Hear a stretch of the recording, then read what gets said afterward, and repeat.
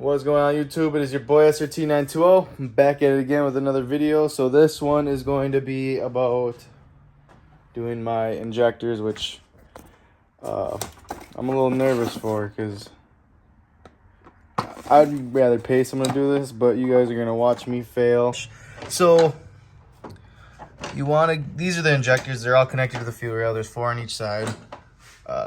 Hit that red tab, make it pop out. Then once these are off, you can take off the I forget what size it is, T30 on there. That'll be the right, yep, that's the right size. So then we use that to get the mounting brackets off. And then I already have my PCM sent out, so it's kind of there's probably some pressure already in the fuel rail. So I'm gonna lay down a rag and then work on this, I guess, and let it come out as let the fuel just dump on out. So I'm hoping it just stops after a little bit, but we'll see. Tab's pushed in, right? Popped out.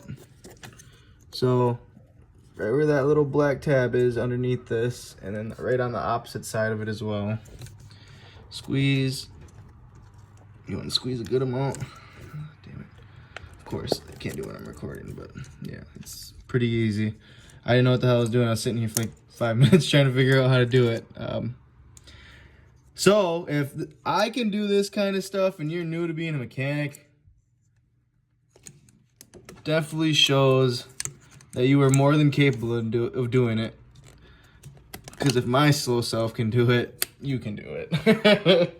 I'm shitting on myself, but I don't know what I'm doing. I really don't. I'm just trying to learn off doing it myself instead of going to a shop and paying a mechanic to do it, which I don't want to do because I want to learn how to do this myself. Like, how would I expect to buy a 300 and hellcat swap it if I can't even unplug an injector?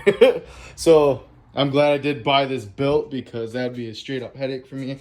But the reason why I am literally telling you this stuff because I'm a person that doesn't know anything. I hopped into it and I'm just getting into it. Hopefully I don't break anything. This is something that looked really easy doing, so giving it a whirl. So I got the 3/8 ratchet right here.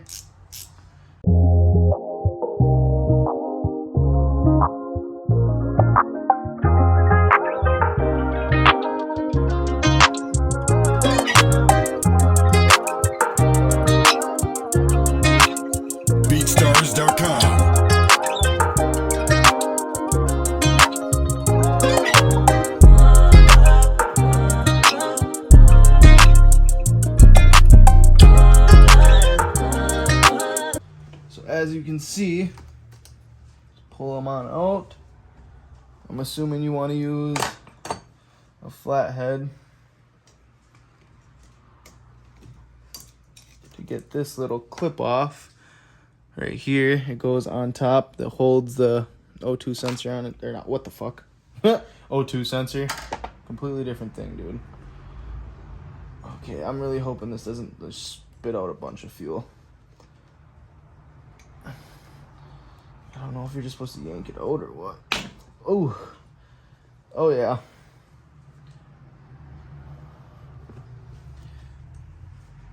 I guess that's not too bad. That's not too bad. I got it all over my hand, but I thought it'd be a lot worse. That was honestly not that bad. But as you can see, here's the injector itself.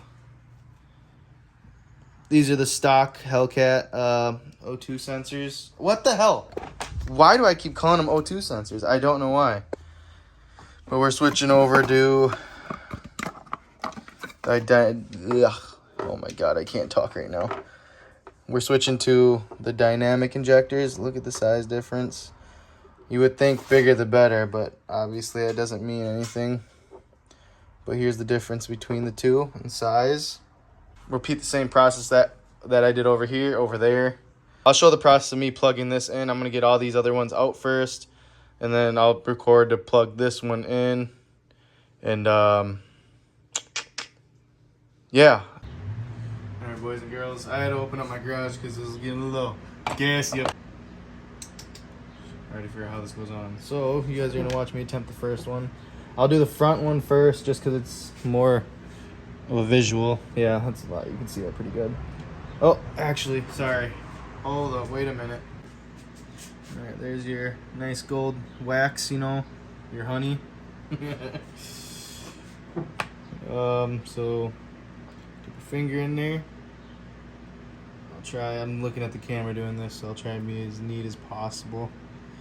Get your things all lubed up. Both of the O-rings, do both sides entirely.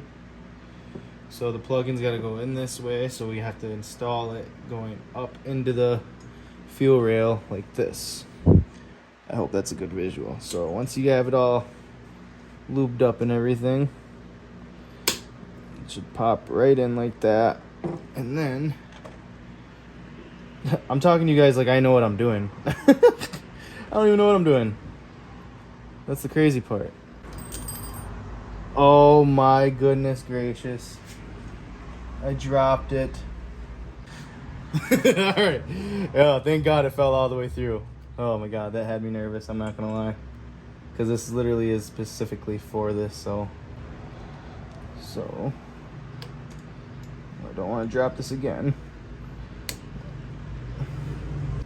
It has wiggle play, but it's not gonna come out. Like, I'm actually pulling on it pretty good and it's not moving. So I would assume that is good enough. I hope so. If my car doesn't get enough fuel, I guess we'll find out. But yeah, that's that. I'll show you how I do the other side, but I'm just gonna get all four in, and yeah. All right, so we got them all seated in. Let's see. You can see that they're seated all the way in. Got them all. My concern is a little bit about this one, but I honestly, wrong way. I honestly think it's fine because it's honestly not showing that much, but you can see the silver. It's a little bit silver. It's not popping out too much, but yeah. Other than that, that side is done. But I definitely need to get these out of the way, out of the plugins here. But other than that, it's just that half, and the injectors will be installed. So it's kind of a pain in the ass, just a little bit. The back one, I'm not sugarcoat it. The back injectors is probably the hardest to do because you got no room to really move that fuel rail around. So you kind of got to work with the room that you got. So that's one of the things I was running into, is giving me a little bit of an issue. Ended up getting it though. Just keep calm. Don't flip out. Yeah, I just got to do the driver's side and we'll be done with the fuel injectors. So as I was saying, that's not that much to do, honestly. And you got to think, from someone who doesn't know what the hell they're doing, I did that. And I'm hoping that one that's in the front that's showing a little bit of silver doesn't leak. So I can't turn my car over because my PCM's not here. And then once the PCM comes, I will do that. I'll show the process of... you just got to turn it all the way and run, I'm assuming, to get the fuel back into the fuel rail, because it's not, obviously, it doesn't have that back pressure. So once that's done, this weekend, I don't have the proper tools to do so. The pulley is going to get done. Got the Hellraiser right there. And then the green belt, and then painting my crank, which is this stuff right here. It looks heavy duty as shit, not gonna lie. I have to buy some Loctite just in case. Yeah, comes with this big ass heavy duty bolt. I don't know, I ordered this one too just cause they look the same. Same length. Nope, this one's just a little bit fatter. I don't know what this one is then. But yeah, that's from HHP Tuners, by the way, too. Yeah, dude, this thing's a whole project for me. I hope it doesn't leak when we check. When I run the system, when I hit the start button, I'll see if anything leaks, and hopefully nothing does. Because if it didn't, kudos to me. Pat on the back. Because I don't know how to do jack diddly squat. So I just want to give my input. The driver's side went hell of a lot smoother. Well, then again, with this fuel rail, I was able to pull out a little bit more compared to the passenger side. So that's also what made it easier.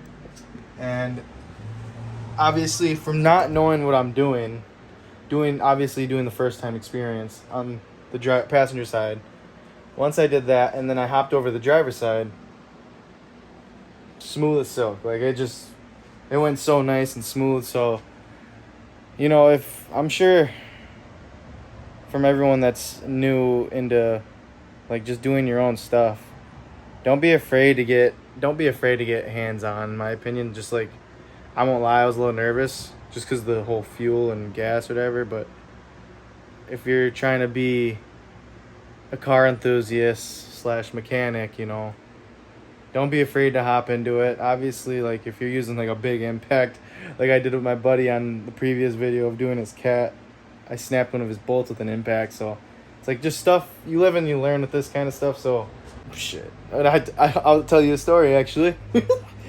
There's one time I was doing an oil change, first time ever, didn't know jack diddly. I jacked it up on the oil pan on my old SUV. So it's like stuff like that.